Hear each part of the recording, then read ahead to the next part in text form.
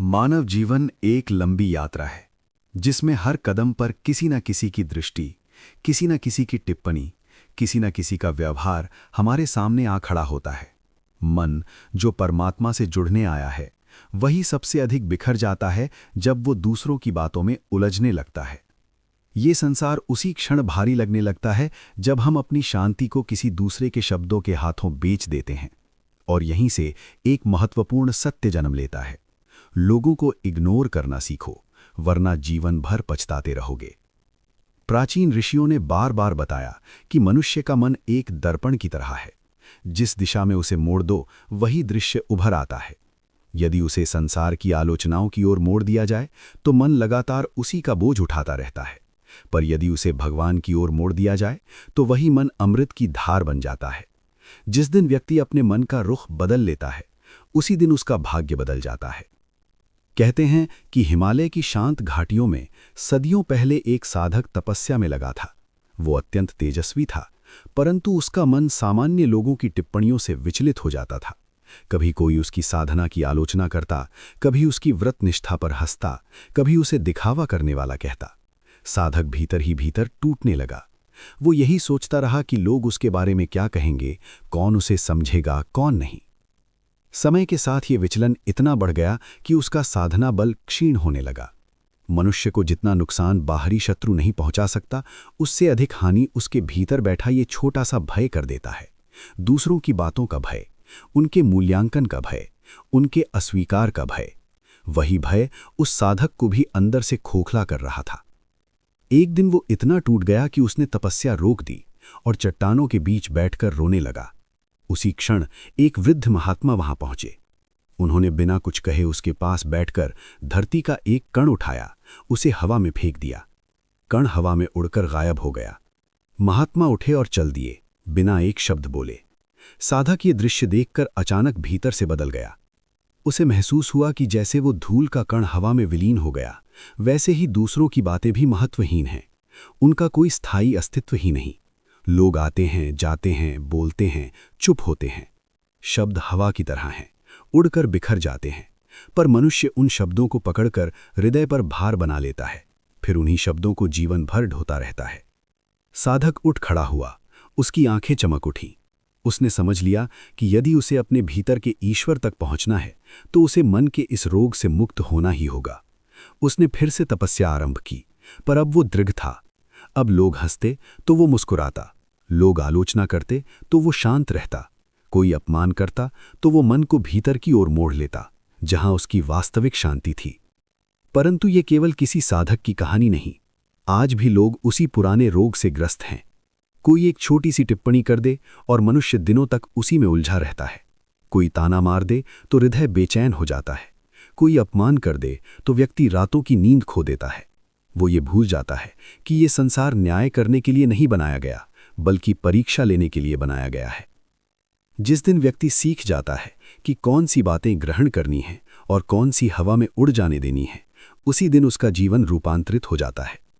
भगवान श्री कृष्ण ने भी गीता में यही बताया, अज्ञानी लोग व्यर्थ की बातें करते हैं, व्यर्थ के मायाजाल बनाते हैं। जो ज्ञानी है वो माटी के घरोंदों में नहीं उलझता, वो सागर की गहराई खोजता है।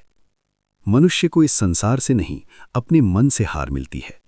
आलोचना तभी चोट करती है जब मन कमजोर हो। जब मन भगवान से भरा हो तो संसार का कोई भी तीर उसे भेद नहीं सकता। इसलिए ऋषियों ने कहा, शांति बाहर से नहीं मिलती, भीतर से लानी पड़ती है। और अंदर की शांति तभी प्रकट होती है जब व्यक्ति अनावश्यक बातों को अनसुना करना सीख ले। असली सामर्थ्य ये नहीं कि आप सबकी बातों का जवाब दे दें।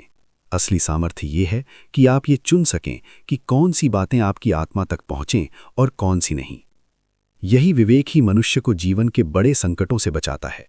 जो इस विवेक के बिना जीता है वो हर नज़र से घायल होता है, हर शब्द से पीड़ित होता है, हर टिप्पणी से बंध जाता है। पर जो विवेक सीख लेता है वो मुक्त हो जाता है, भीतर से, बाहर से, हर दिशा से। और इसी मुक्ति की शिक्षा इस कथा की धुरी है, एक ऐसी शिक्षा जो व्यक्ति को भीतर से बदल देती है। जब मनुष्य दूसरों की बातों को इग्नोर करना सीख लेता है तब उसके भीतर एक नया अध्याय खुलता है, आत्म जागरण का अध्याय।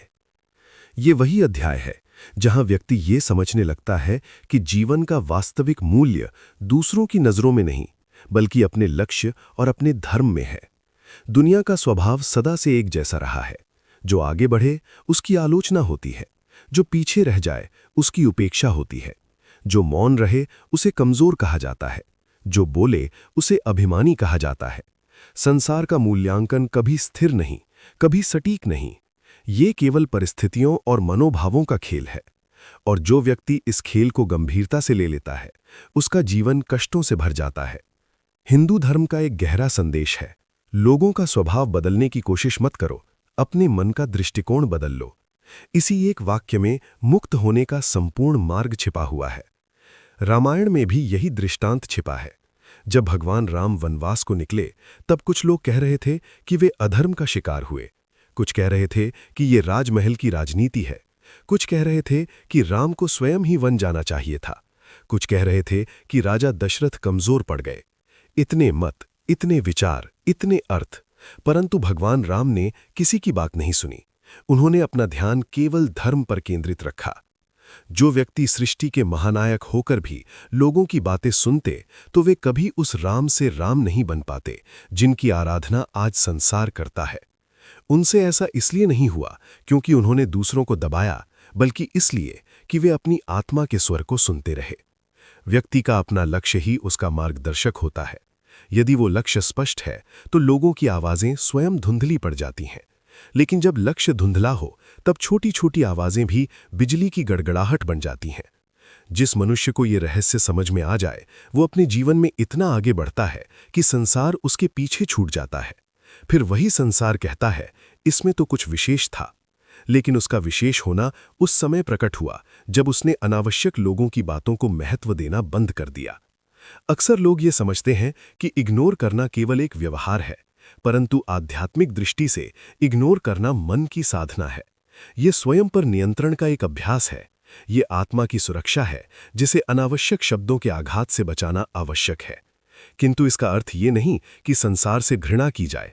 इसका अर्थ ये है कि संसार को उसकी वास्तविकता में देखा जाए। लोग सिर्फ अपने मन के अनुसार बोलते हैं, ना कि आपके सत्य के अनुसार। प्रत्येक व्यक्ति अपने अनुभवों के चश्मे से दुनिया को देखता है, और वे चश्मे धुंधले भी हो सकते हैं, टूटे भी, या किसी और रंग से रंगे भी। इसलिए उनके शब्दों से सत्य की खोज करना मूर्खता है। सत्य तो भीतर बैठा है, शांत, अटल, अविचल। जैसे नदी अपना मार्ग स्वयं बनाती है, पर्वत, बिखरे पत्थर, काटते मोड़, सबको पार करते हुए वो निरंतर बहती रहती है। जो नदी पत्थरों से लड़ने लगे, वो कभी समुद्र तक न पहुंच पाए। उसका सौंदर्य बहने में है, अविरल, निर्बाध, स्वतंत्र। मनुष्य को भी ऐसा ही बनना है, अविचल, लक्ष्योन्मुख और ईश्वरनिष्ठ। जब व्यक्ति ये समझ जाता है कि उसकी ऊर्जा अमूल्य है और उसे व्यर्थ के विवादों में नहीं खर्च करना चाहिए, तभी वो आत्मिक उन्नति करता है।